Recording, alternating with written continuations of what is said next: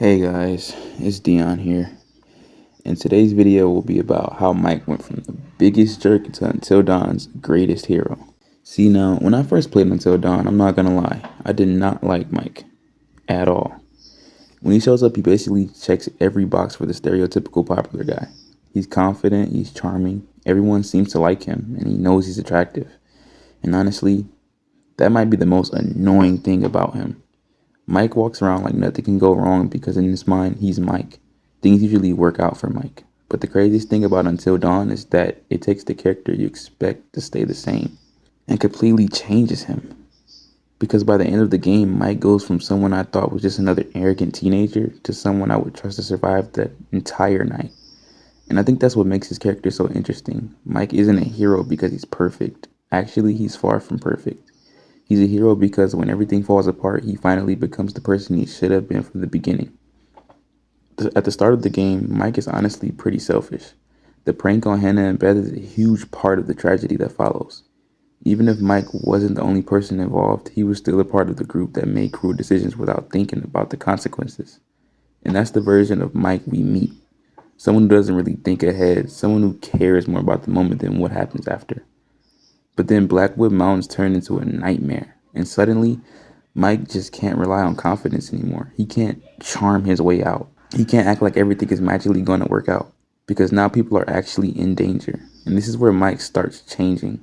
The biggest difference between the old Mike and the new Mike is simple. The old Mike wanted people to see him as a hero. The new Mike actually starts acting like one. One of the biggest examples is Jessica.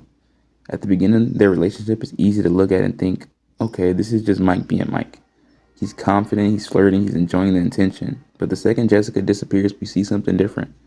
We see the hero. Mike doesn't sit there and think about himself. He doesn't worry about looking cool. He immediately goes after her. And let's be honest, running into a terrifying forest at night after someone you care about has been taken is probably not something most people would volunteer for or even do. But Mike does it anyway. That's the moment where I think the game starts showing us who Mike really is.